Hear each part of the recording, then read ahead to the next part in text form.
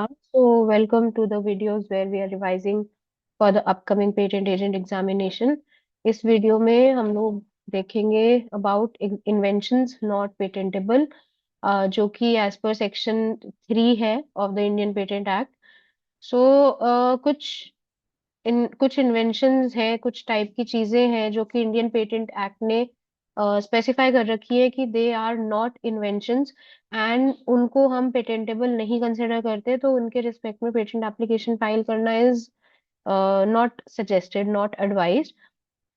Although ये examples या जो भी हमारे इन्वेंशंस हैं वो इलस्ट्रेशंस हैं, जरूरी नहीं है कि खाली स्पेसिफिक, बहुत हाईली स्पेसिफिक हो जाएगा। Objective decisions may be taken on case-to-case basis in case things are proved otherwise than the non-patentable part। ठीक है। बाकी मैनुअल के अलावा कुछ गाइडलाइंस है जो कि सब्जेक्ट स्पेसिफिक गाइडलाइंस है विद रिस्पेक्ट टू प्रोसेसिंग या examination of certain types of invention. तो जैसे कि आपका हो गया कंप्यूटर रिलेटेड इन्वेंशंस के रिस्पेक्ट में गाइडलाइंस। ठीक है। फिर relating to those traditional knowledge या बायोलॉजिकल मटेरियल हो गया। ठीक है। देन हमारा आ जाता है कि बायोटेक्नोलॉजी रिलेटेड एप्लीकेशन का एग्जामिनेशन का गाइडलाइंस कैसा है, and the examination for applications filed for the field of pharmaceutical. So ये हाइपरलिंक्स हैं जो कि मैनुअल में प्रोवाइडेड है। इनकी पीडीएफ गाइडलाइंस अवेलेबल हो जाती हैं on the internet. So moving on to the पहला चीज जो नॉट कंसिडर्ड एज इन्वेंशन है, सेक्शन 3A के according, an invention which is frivolous or which claims anything obviously contrary to well established laws। तो कोई भी ऐसी इन्वेंशन जो कि फ्रिवलस है या फिर जो वेल एस्टैब्लिश्ड लॉज है उनके कॉन्ट्ररी, उनके ऑपोजिट है, तो उसको इन्वेंशन नहीं कंसिडर किया जाता है। कुछ एग्जांपल्स जो है which are contrary to natural laws वो इंक्लूड करेंगे, जैसे फॉर एग्जांपल एक machine purporting to produce perpetual motion. कोई भी ऐसी मशीन जो कि क्लेम कर रही है कि वो परपेचुअली मोशन में रहेगी, मूव करती रहेगी, ठीक है, तो वो नॉन इन्वेंशन के अंडर आएगा because it is contrary to the establish laws. A machine alleged to be giving output without any input, अगर कोई ऐसी मशीन है जो ये क्लेम कर रही है कि उसमें कोई भी एनर्जी का इनपुट ना दिए बिना, इनपुट दिए बिना ही वो एक प्रॉपर आउटपुट दिए जा रही है, तो भी वो नॉट इन्वेंशन रहेगी। या फिर कोई ऐसी मशीन जो कि क्लेम कर रही है 100% efficiency, so we know that nothing is 100% efficient, so वो भी नॉट एन इन्वेंशन में कंसिडर होगा, it will be considered in frivolous nature या contrary to the well established laws, natural laws. So next section 3B के according कौन सी चीज non invention है, जिस इन्वेंशन का प्राइमरी या इंटेंडेड यूज या उसका commercial exploitation would be contrary to public order और मोरालिटी, या फिर which causes serious prejudice to human, animal और प्लांट लाइफ या फिर हेल्थ और टू द एनवायरमेंट।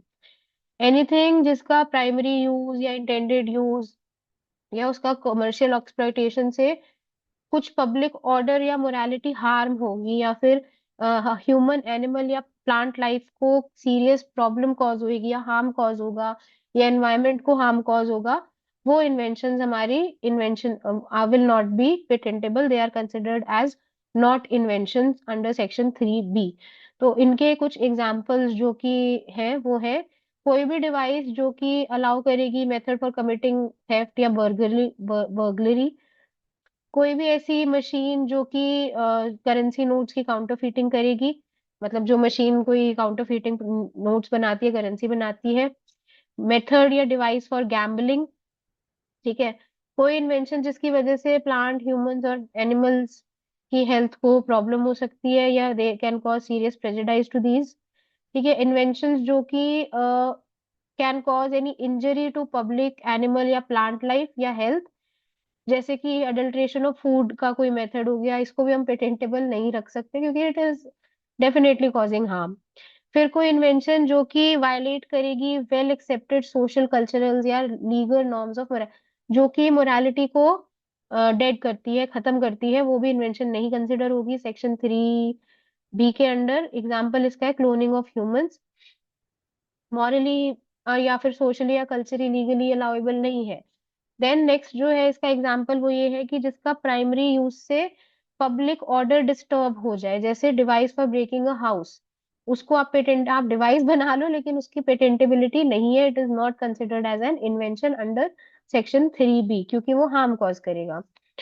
देन लेकिन एक एक्सेप्शन यहाँ पे ये है कि अगर उस इन्वेंशन का जो हमने क्लेम की है, इन्वेंशन जिसका प्राइमरी या इंटेंडेड पर्पस है, वो सीरियस प्रेजुडाइज नहीं कॉज कर रहा ह्यूमन, एनिमल या प्लांट हेल्थ को या लाइफ को, तो उसका subject matter can be considered as invention. जैसे कि एग्जांपल पेस्टिसाइड्स है, अगर हमने एक ऐसा पेस्टिसाइड बनाया, टेक्निकली जो पेस्टिसाइड होता है वो हार्मफुल ऑर्गेनिजम्स को किल करता है, लेकिन ये कोई सीरियस प्रेजुडाइज नहीं कॉज कर रहा ह्यूमन, एनिमल या प्लांट लाइफ को, तो उसका subject matter can be considered for the invention and may be patentable disclosure के बेसिस पे।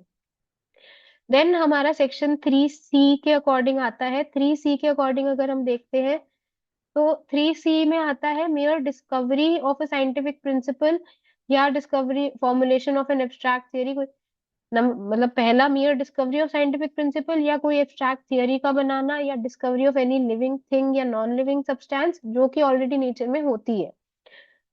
तो साइंटिफिक प्रिंसिपल की just discovery is not patentable, ठीक है, उसको इन्वेंशन नहीं कंसिडर किया जाता, लेकिन कोई भी एक ऐसा प्रोसेस ऑफ मैन्युफैक्चर जो उस साइंटिफिक प्रिंसिपल पे बेस्ड हो, जिससे कि एक सब्सटेंस या आर्टिकल बन रहा है, उसको कंसिडर कर सकते हैं एक इन्वेंशन। यहाँ पे खाली एक साइंटिफिक प्रिंसिपल को डिस्कवर करना नॉट इन्वेंशन होगा, लेकिन उस साइंटिफिक प्रिंसिपल को यूज करके या यूज करके कुछ मैन्युफैक्चर किया जा रहा है सब्सटेंस, तो उस प्रोसेस को आप इन्वेंशन कंसिडर कर सकते हो जिसमें वो साइंटिफिक प्रिंसिपल लग रहा है। अब साइंटिफिक थियोरी क्या आती है, सेकंड जो था हमारा formulation of abstract theory. Scientific theory क्या होती है, कोई भी ऐसी स्टेटमेंट एक नेचुरल वर्ल्ड के लिए, तो theories in themselves are not considered to be inventions, खुद अपने आप में उनको नहीं हम इन्वेंशन कंसिडर करेंगे, क्योंकि जब थियोरी की बात होती है तो वो इनसाइड चाहे कितनी ही मतलब बड़ी थियोरी किसी ने डिवाइस कर दी हो, लेकिन उनका कोई रिजल्ट नहीं है, उनका कोई प्रोसेस या रिजल्ट नहीं है। तो उस पर्टिकुलर साइंटिफिक थियोरी का अगर आप, तो खाली थियोरी डिवाइस कर देना इज नॉट एन इन्वेंशन, लेकिन उस थ्योरी का कोई प्रैक्टिकल एप्लीकेशन करके आप कोई प्रोसेस ऑफ मैन्युफैक्चर बना कर रहे हो या कोई एक सब्सटेंस मैन्युफैक्चर कर रहे हो, वो पेटेंटेबल हो जाएगी। Theory in itself is not patentable, not invention, लेकिन उसका एप्लीकेशन, प्रैक्टिकल एप्लीकेशन किसी प्रोसेस ऑफ मैन्युफैक्चर में या फिर किसी सब्सटेंस के मैन्युफैक्चर में मे बी वेल पेटेंटेबल। ठीक है। फिर fact that a known material और article is found to have unknown property is a discovery not an invention, कि भाई कोई ऐसा नॉन मटेरियल था मार्केट में और हमने ये देखा कि भाई इसका तो एक और, इसको इस तरीके से भी अप्लाई किया जा सकता है, तो वो not is not an invention, it just a discovery, की भाई इट्स जस्ट अ डिस्कवरी की इसका एक और अननोन प्रॉपर्टी थी, वो हमने डिस्कवर कर ली। लेकिन अगर वो डिस्कवरी उस ऐसे कंक्लूजन को लीड करती है जिससे कि कोई पर्टिकुलर प्रोसेस या पर्टिकुलर डिवाइस या आर्टिकल मैन्युफैक्चर किया जा सकता है, तो जो वो प्रोसेस या आर्टिकल बन रहा है उसको इन्वेंशन कंसिडर किया जा सकता है। नॉन मटेरियल की कोई अननोन प्रॉपर्टी को इजाद करना is not an invention, it's just a discovery. लेकिन अगर उस अननोन प्रॉपर्टी जो हमने डिस्कवर की है उसको यूज करके अगर कोई मेथड ऑफ मैन्युफैक्चर या कोई प्रोसेस या आपका आर्टिकल या डिवाइस बनाई जा सक रही है, तो वो जो आर्टिकल एंड में बन रहा है या जो प्रोसेस एंड में बन रहा है उसको इन्वेंशन कंसिडर किया जाता है। अब एग्जाम्पल के लिए अगर हम देखें तो कोई भी नॉन मटेरियल की प्रॉपर्टी, जैसे कि मैकेनिकल शॉक, वो कि भाई एक मटेरियल है वो मैकेनिकल शॉक ले पा रहा है बहुत ज्यादा अच्छे लेवल का, तो वो डिस्कवरी में आएगा, वो नॉन पेटेंटेबल है, वो नॉट इन्वेंशन है। लेकिन एक क्लेम जिसमें हमने क्लेम किया है कि एक रेलवे स्लीपर बनाया है हमने मटीरियल की उस मटेरियल से जिसका मैकेनिकल शॉक लेवल बहुत हाई है, ये है, and it would not fall foul of this exclusion, तो ये वाली जो रेलवे स्लीपर बनाया है, ठीक है, इट विल बी अलाउेबल अगर उसके अंदर कुछ इन्वेंटिव स्टेप या नॉवेल्टी होगी।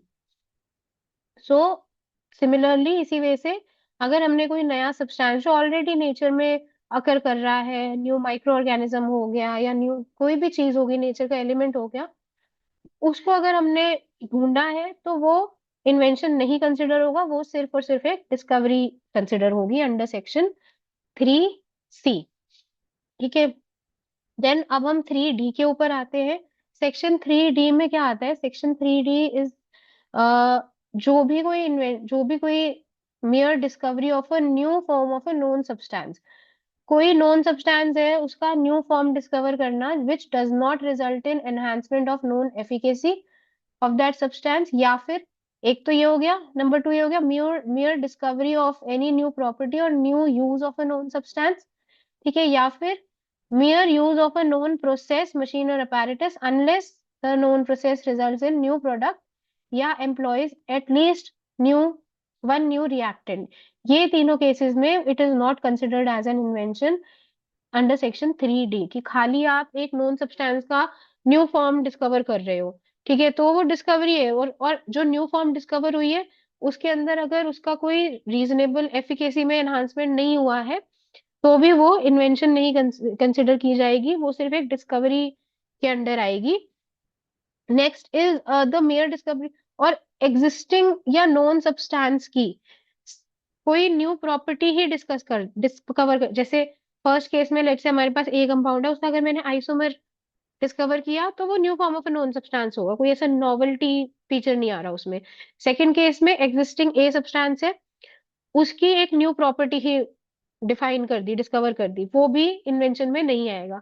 और थर्ड की कोई भी न्यू ऑलरेडी नोन प्रोसेस है, ऑलरेडी नोन प्रोसेस है उसका हमने न्यू यूज देख दिया, ठीक है, प्रोसेस मशीन या apparatus का न्यू यूज देख लिया, तो भी वो इन्वेंशन में नहीं आएगा। लेकिन अगर वो प्रोसेस नोन प्रोसेस का कोई से न्यू प्रोडक्ट बन पा रहा है या कुछ नया ऐड हो रहा है तब वो इन्वेंशन कंसिडर होगा, अदरवाइज सिर्फ उसका एक न्यू एप्लीकेशन लगा देना नोन प्रोसेस का will not be considered as a invention.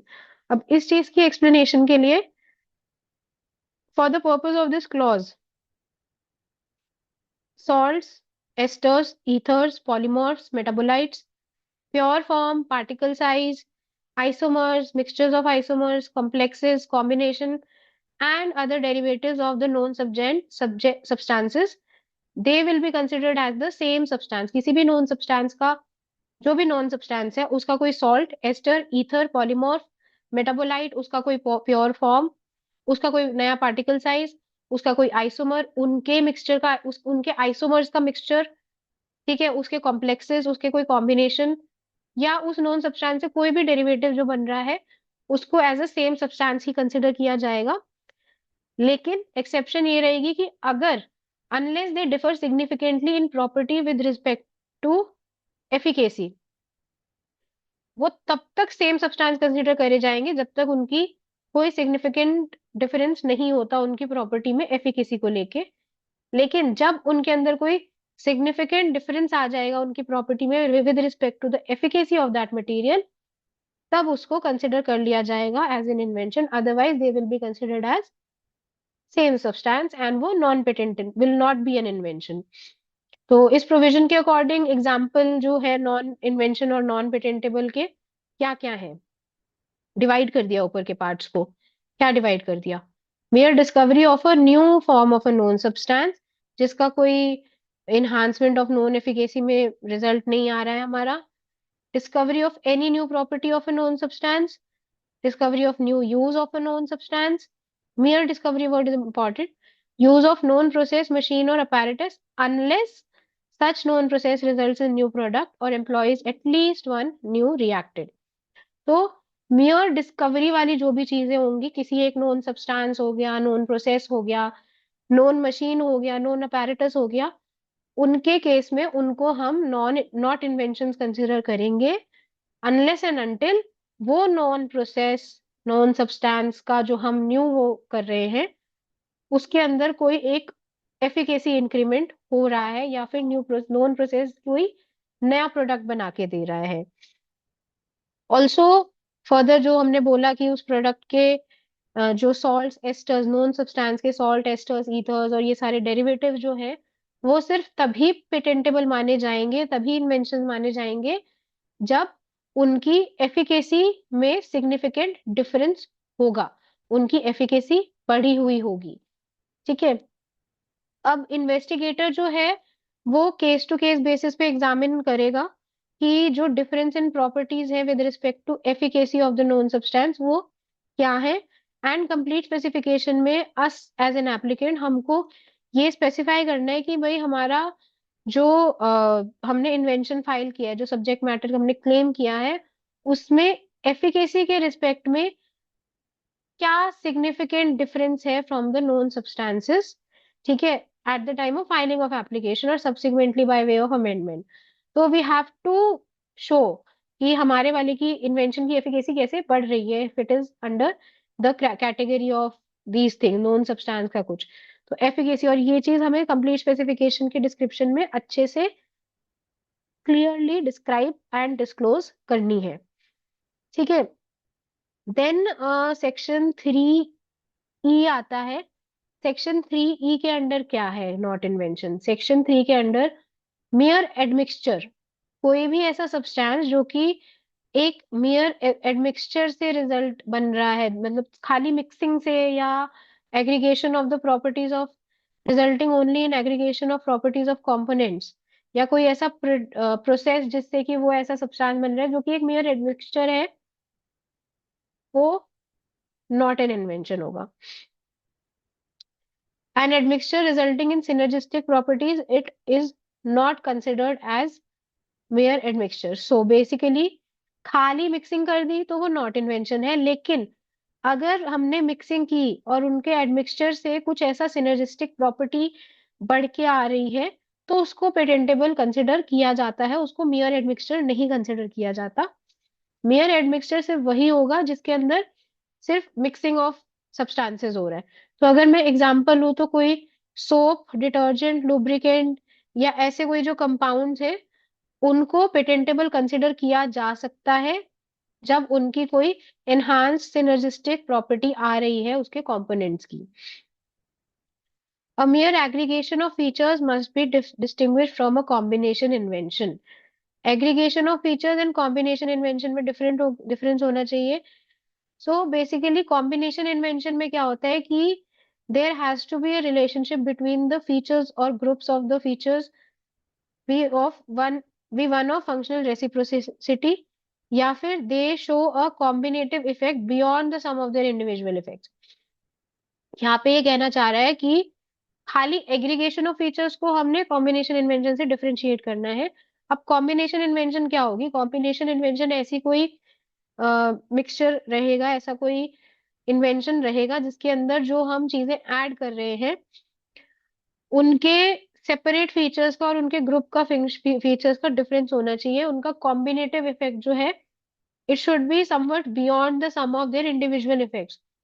मतलब मैंने तीन चीजों को मिला के अगर एक मिक्सचर ए, बी और सी को मिला के मैंने डी मिक्सचर बनाया है, तो ए की individual property, individual effect, B का इंडिविजुअल इफेक्ट और सी का इंडिविजुअल जो इफेक्ट है, इन तीनों को सम करके जो आंसर आ रहा है, डी जो बना है इन तीनों के मिक्सचर से, उसका जो इफेक्ट है that should be more than the sum of all the sum of the effect of all the three individual ये अपने जो कंपोनेंट्स हमने यूज किए हैं। तो और इनके जो फीचर्स है वो फंक्शनली लिंक्ड होने चाहिए, जो कि एक्चुअल कैरेक्टरिस्टिक होता है कॉम्बिनेशन इन्वेंशन का। तो सम ऑफ इंडिविजुअल इफेक्ट जो है उससे ज्यादा होना चाहिए हमारे फाइनल प्रोडक्ट का, and they should be the feature should be functionally linked together in a combination invention. In general, all the substances which are produced by mixing components or all the processes of producing such components should satisfy the requirement of synergistic effect. This is important to be patentable. So, एक mixture को admixture को patentable होने के लिए उसके अंदर एक synergistic effect होना चाहिए, एनहांस्ड इफेक्ट होना चाहिए देन द इंडिविजुअल कंपोनेंट्स का सम, तब उसको हम कंसिडर करेंगे पेटेंटेबल है, तब it will not be considered as mere admixture. However अगर जो कंपोनेंट्स का मिक्सचर है उसका कोई एनहांस्ड इफेक्ट नहीं आ रहा है इंडिविजुअल से ज्यादा, उस केस में it will be considered just as a mere admixture under section 3E। और अगेन जैसे हमने अपने प्रीवियस सेक्शन 3D के केस में हमें सिग्निफिकेंट एनहांसमेंट इन एफिकेसी या डिफरेंस इन एफिकेसी शो करना था डिस्क्रिप्शन में, इस केस में भी हमें सिनर्जिस्टिक इफेक्ट क्लियरली शो करना पड़ेगा डिस्क्रिप्शन के अंदर इन द कंप्लीट स्पेसिफिकेशन। और वो सिनर्जिस्टिक इफेक्ट आप कैसे शो करोगे? Bye way of comparison. So during filing of complete specification आपके डिस्क्रिप्शन में वे ऑफ कंपैरिजन होना चाहिए, जिससे ये शो हो रहा है कि जो आपका फाइनल एडमिक्सचर कॉम्बिनेशन एडमिशन बन रहा है उसके अंदर सिग्निफिकेंट सिनर्जिस्टिक इफेक्ट है, एंड द इफेक्ट जो रिजल्टिंग इफेक्ट है that is more than the sum of the individual sum of the individual effect of those respective components. ठीक है, सो ये सारी चीज हमारी सेक्शन 3E के अंदर आ गई। नेक्स्ट हमारा सेक्शन 3F आता है। सेक्शन 3F कहता है कि खाली मेयर अरेंजमेंट और रीअरेंजमेंट और डुप्लीकेशन ऑफ नोन डिवाइसेस जो कि अपने आप में इंडिपेंडेंटली फंक्शन कर रही हैं इज नॉट एन इन्वेंशन। कि खाली आपने कोई कंपोनेंट को अरेंज कर दिया या उसको रीअरेंज कर दिया या उनको डुप्लीकेट कर दिया या कोई दो तीन डिवाइसेस जो इंडिविजुअली अपने आप में काम कर रही है उनको कंबाइन कर दिया, तो वो नॉट इन्वेंशन में कंसिडर होगा मियर अरेंजमेंट रीअरेंजमेंट और डुप्लीकेशन ऑफ नोन डिवाइसेस के केस में। पेटेंटेबल होने के लिए there has to be some improvement of the known जो कि कॉम्बिनेशन में है, that should be different than the known device. Known device इस केस के लिए it should be something more than a mere workshop improvement, it should be something more than just the combination of अलग-अलग components into one. It should independently satisfy the test of inventive step. उसके अंदर एक specific अलग से technical advancement होना चाहिए, तभी वो पेटेंटेबल होगा। अदरवाइज खाली अरेंज रीअरेंज कर देने से पेटेंटेबिलिटी नहीं होगा। एंड इम्प्रूवमेंट और combination product to be patentable, the improvement of the combination must produce a new result or a new article और इट शुड बी बेटर या cheaper than the article before, तो उस case में consider किया जा सकता है वो एज पेटेंटेबल। ठीक है, देन हमारा आता है कि combination of old known integers may be so combined that their working interrelation produces a new process और एन इम्प्रूव्ड रिजल्ट। सो अगर वो एक क्या कहते हैं न्यू प्रोसेस या न्यू प्रोडक्ट बना रहा है या फिर एक इम्प्रूव्ड रिजल्ट शो कर रहा है इनका वर्किंग इंटररिलेशन, ओल्ड वालों को जब हमने कंबाइन किया है तब भी वो पेटेंट वो कंसिडर किया जा सकता है, कंबाइन किया जा सकता है। खाली लोगों को मिला के उनका एक मोर देन वन थिंग्स या मोर देन वन इंटीजर्स को मिला के करेंगे तो वो पेटेंट के लिए कंसिडर नहीं किया जाएगा, क्योंकि उसमें एक इन्वेंटिवनेस होनी चाहिए, उसमें एक इन्वेंटिव फैसिलिटी फैकल्टी होनी चाहिए। Then then we come on to section 3H। 3H कहता है कि कोई भी मेथड ऑफ एग्रीकल्चर या हॉर्टिकल्चर जो है it will not be an invention. Method of agriculture और हॉर्टिकल्चर आपका नॉट इन्वेंशन होगा क्योंकि इट विल बी एक्सक्लूडेड, इसका जो सब्जेक्ट मैटर है वो एक्सक्लूड होगा पेटेंटेबिलिटी में से। अब मेथड ऑफ एग्रीकल्चर हॉर्टिकल्चर में क्या क्या एग्जाम्पल्स आते हैं? सबसे पहला आएगा method of producing a new plant. ठीक है, जिसमें कोई ऐसी मॉडिफिकेशन ऑफ एनी कंडीशन या फिर कोई ऐसे नेचुरल फिनोमिना जो कि उसका जैसे for example greenhouse effect है, उसको आप पेटेंटेबल नहीं रख सकते। ठीक है, then method of producing improved soil example है ये, this is also method of agriculture और हॉर्टिकल्चर। इम्प्रूव्ड सॉइल, हमने उसके अंदर सॉइल को ट्रीट कर दिया, चाहे आपका हर्बिसाइड पेस्टिसाइड वीडिसाइड से, या फिर हमने उसकी न्यूट्रिटिव वैल्यू इंक्रीज कर दी तो एक नया टाइप का सॉइल बन गया, या हमने एक नया टाइप का मेन्योर बना दिया, ये सारी चीजें नॉन पेटेंटेबल आएंगी। मतलब method of producing improved soil from the soil with nematodes by treating the soil with preparation containing specific phosphothiorates, phosphorathioates will not be considered as patentable under section 3H. Then method of producing mushroom, method of cultivation of algae, method of removal of weed. These are further examples जो कि consider होंगे non patentable under section 3H, which are not an invention. Then 3I की बात करते हैं।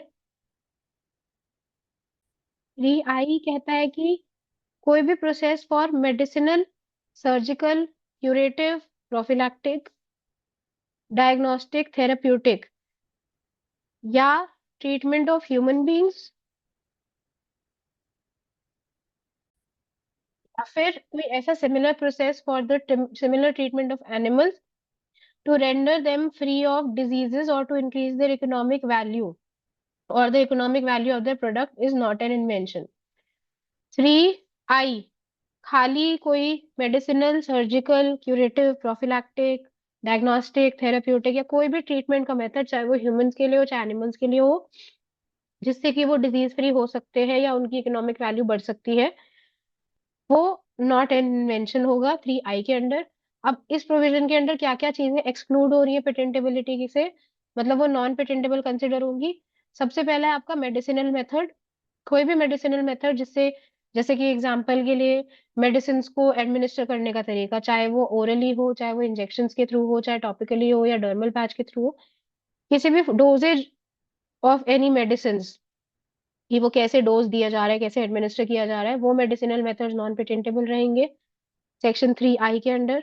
कोई भी surgical method जो भी न्यू बनाए जाएंगे, they are not patentable. Example stitch free incision for cataract removal.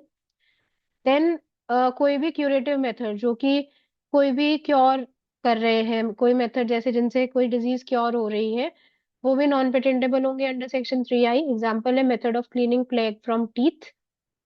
Then prophylactic methods भी नॉन पेटेंटेबल रहेंगे सेक्शन 3I के अंडर, जिसमें हम वैक्सीनेशन देने का कोई मेथड या मेथड फॉर इम्यूनोथेरेपी हो गया, वो सारी चीजें। Then there are diagnostic methods, वो सारे नॉन पेटेंटेबल है सेक्शन 3I के अंडर, जैसे diagnosis for the invention of any kind of illness, जो कि मेडिकल इलनेस है, through investigation of history, symptoms वगैरह वगैरह, या जो भी टेस्ट होते हैं।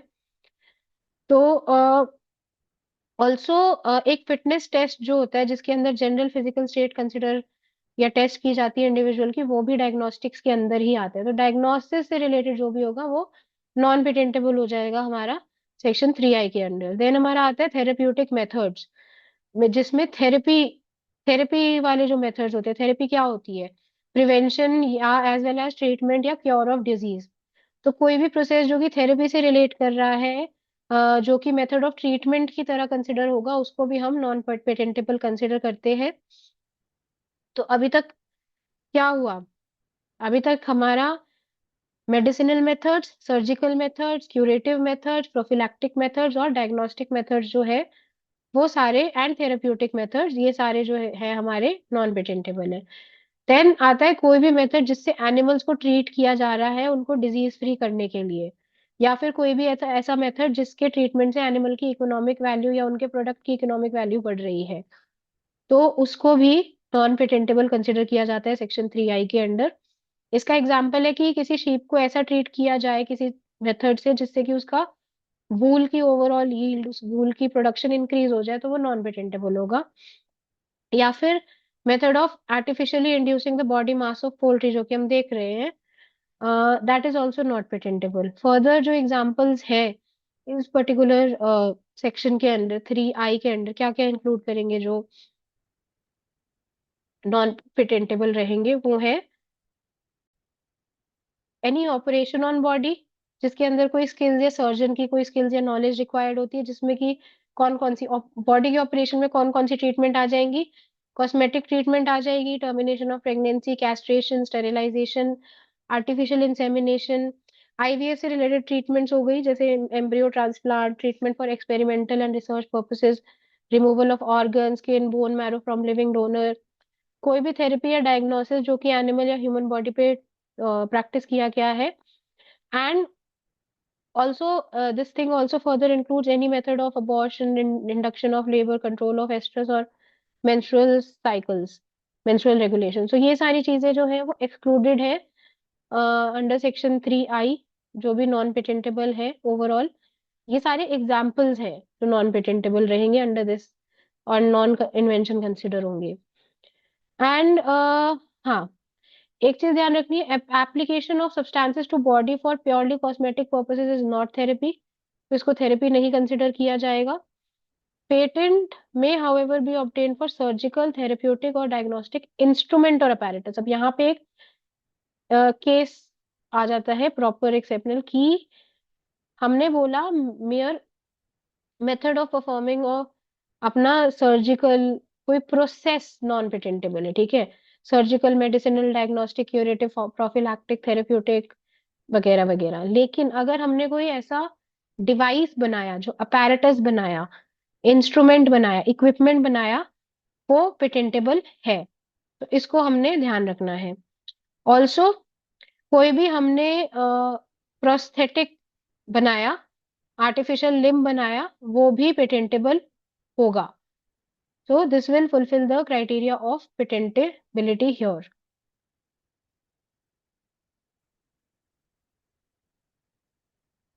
नेक्स्ट हमारा आता है सेक्शन 3J। 3J के अंडर क्या है? 3J के अंडर है कोई भी प्लांट या एनिमल एज अ होल या उसका any part including seed, varieties and species, कोई भी बायोलॉजिकल प्रोसेस है for the propagation of plants and animal, they are not invention. इसमें एक्सेप्शन है माइक्रो ऑर्गेनिज्म, अगर हम माइक्रो ऑर्गेनिज्म सिंथेटिकली बनाते हैं, जो कि genetically modified organism, micro organism होते हैं, वो पेटेंटेबल हो सकते हैं, कंसिडरिंग बाकी अदर रिक्वायरमेंट्स ऑफ पेटेंटेबिलिटी, कि वो नॉवल है, इंडस्ट्रियली एप्लीकेबल है, इन्वेंटिव स्टेप है, ब्ला ब्ला ब्ला।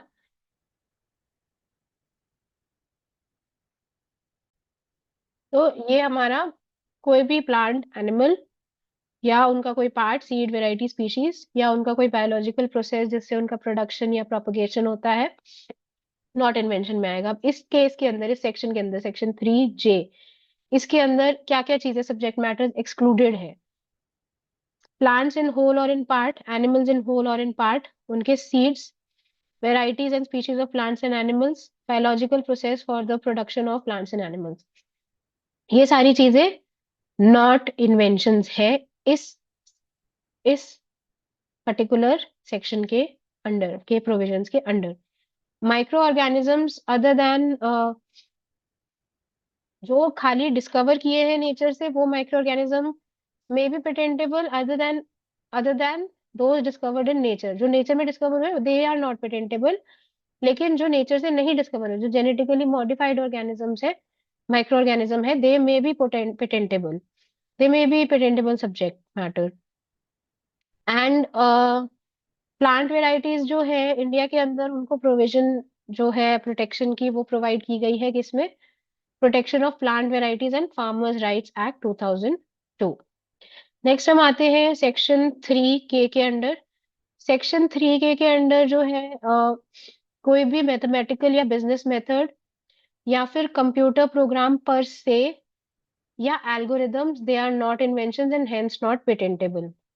Mathematical method, business method, algorithms, computer program per se means on its own, so they are not inventions, they are not considered as patentable subject matter।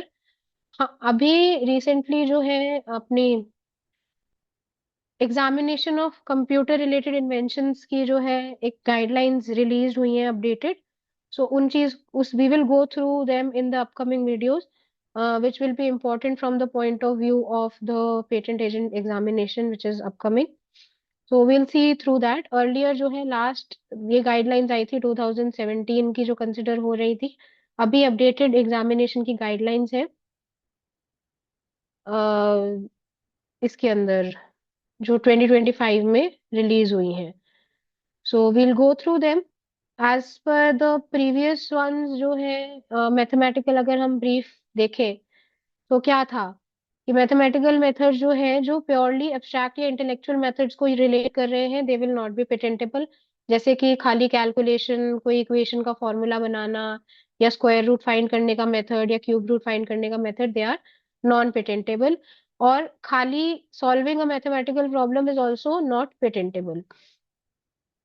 हमने खाली एक mathematical formula claim कर लिया, ठीक है, it is mayor presence of mathematical formula, हाँ, कोई एक ऐसी इन्वेंशन है, उसका स्कोप प्रोटेक्ट करने के लिए अगर हमने मैथमेटिकल फॉर्मूला स्पेसिफाई किया है उसके अंदर, तो जरूरी नहीं है कि वो मैथमेटिकल मेथड से क्लेम हो। तो उस केस में ये चीज एक्सक्लूड करी जा सकती है, ये चीज ऐसा कंसिडर किया जा सकता है कि नहीं, it is not a mathematical method. Then business method में आ जाएगा whole gamut of activities in a commercial और industrial enterprise relating to transaction of goods and services. ये भी अगर बिजनेस मेथड है कि सब्जेक्ट मैटर ऐसी चीज स्पेसिफाई कर रहा है जिससे कि हम कोई बिजनेस कैरी आउट कर रहे हैं जिसमें transaction of goods and services हो रहा है, तो भी वो नॉन पेटेंटेबल हो जाएगा। ठीक है। देन एल्गोरिदम की बात करें तो एल्गोरिदम स्पेसिफिकली हर हर हर टाइप का algorithm, including but not limited to what, a set of rules or procedures or any sequence of steps or any method expressed by way of finite list of definite instructions, whether for solving a problem or otherwise, whether employing a logical, arithmetic or computational method, recursive or otherwise, are excluded from patent। जो भी algorithm के definition के according होता है, कोई sequence of steps हो गया, method expressed by finite list of definite instruction हो गए, वो इंस्ट्रक्शन चाहे प्रॉब्लम सॉल्विंग के लिए चाहे कुछ भी चीज है, उसका कोई लॉजिकल, अरिथमेटिकल या कंप्यूटेशनल मेथड हो गया जिसमें एल्गोरिदम डिफाइंड है, वो पेटेंटेबल नहीं है। कंप्यूटर प्रोग्राम पर से ऑन इट्स ओन, खाली अगर पर से है, मतलब ओनली द कंप्यूटर प्रोग्राम है, then it is not patentable. Then section 3L, हम 3L में आते हैं। तो 3L में सारा मैटर आपका relating to literary, dramatic, musical और artistic work, all the aesthetic, कोई और एस्थेटिक क्रिएशन हो गई, लिटरेरी, ड्रामेटिक, म्यूजिकल और आर्टिस्टिक वर्क, एस्थेटिक क्रिएशन हो गई जिसमें सिनेमाटोग्राफी का काम आ गया या टेलीविजन की प्रोडक्शन का काम आ गया, ये सारी चीजें आर नॉट एन इन्वेंशन। इसके अंदर क्या क्या इंक्लूड होगा? राइटिंग, म्यूजिक, फाइन आर्ट्स का काम, painting, sculptures, computer program, electronic database, pamphlets, lecture, drawings, books, engravings, architecture की चीजें, ब्लूप्रिंट्स, लिथोग्राफी, फोटोग्राफिक वर्क, कोई भी आर्ट का काम, illustration, maps, plan, sketches, translation, adaptation, they are not patentable. These will fall under the domain of Copyright Act 1957। Section 3M कहता है कि खाली एक मेयर स्कीम या रूल या method of performing mental act या method of playing a game, ये non invention है। एग्जाम्पल आ गया जिसमें भी जो भी प्रोसेस इज अ जिसका outcome is due to mental process, जैसे एग्जाम्पल हो गया method of teaching, method of learning, method of playing game, method of playing chess, ये सारी चीजें आपकी नॉन इन्वेंशन है, नॉन पेटेंटेबल है। सेक्शन 3N कहता है presentation of information is not an invention. किसी भी फॉर्म में आप इंफॉर्मेशन को प्रेजेंट कर रहे हो, चाहे वो पावर पॉइंट प्रेजेंटेशन हो, चाहे वो बुक्स हो, चाहे वो